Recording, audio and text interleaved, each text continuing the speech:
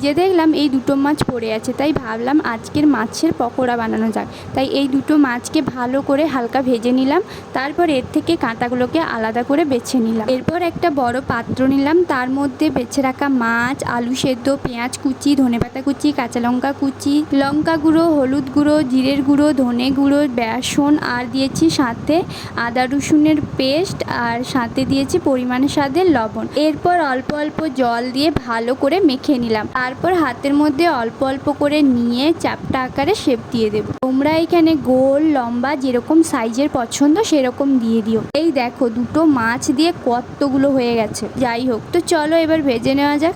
কড়াইয়ের মধ্যে তেল দিয়ে এইগুলোকে ভালো করে ডিপ ফ্রাই করে নিলাম। যখন দেখবে ব্রাউন কালার হয়ে এসছে এগুলোকে তখন নামিয়ে নেবে। আর এটা খেতে তো জাস্ট দারুণ ছিল।